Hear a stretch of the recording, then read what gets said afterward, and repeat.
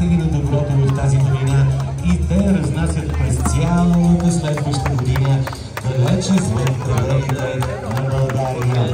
И не случайно ние избираме своята царица Роза, която само след секунди ще ви представим. Изключителните момичета и тази година са лицето и красотата, който Казанлък, разбира се гордее. Знаете за много от символите на Казанлък, но един от тях са неизбежно тези красиви момичета. Дами и господа, и нека да започнем с вашите аплодисменти, защото за нас е огромно удоволствие да ви представим царица Роза, Неделина Недялчева и нейните подгласнички Елена Николаева и Мариан Григорова. Ladies and gentlemen, citizens and guests of Казанлък, may we introduce you the Queen Rose 2024, Неделина Недялчева and her runners-up Елена Николаева and Мариан Григорова. От невероятната царица на подгласнички летят красивите пеперови, от красавицата в конкурса Царица Роза, прелестни, прекрасни казанлъшки рози.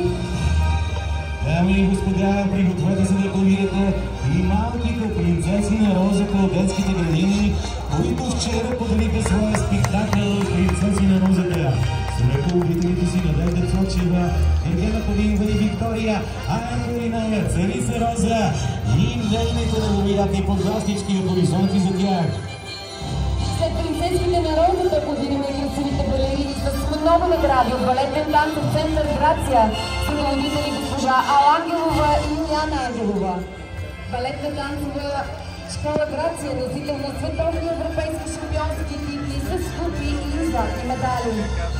Дами и господа, започваме 121-то шести празник на Розата, на което всички вие сте съпричастни, така че усмихките и аплодисментите от тук насетне започват красиви, неподправени червени. Балетна формация Дива Данса ще идва пред вас. Това е част от Общинския детски комплекс Свети Иван Руски, а нека отново да дадем почет на царица Роза, на Неделина Недялчева и нейните подгласнички Елена Николаева и Мариан Григорова.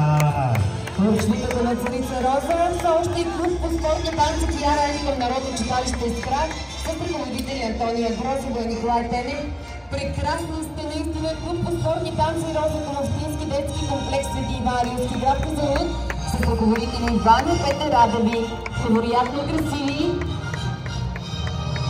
Нека отново да аплодираме, освен малките принцеси на Розата, а и балетен танцов център Грация с ръководител Ала Ангелова, които започват дефилето си пред вас.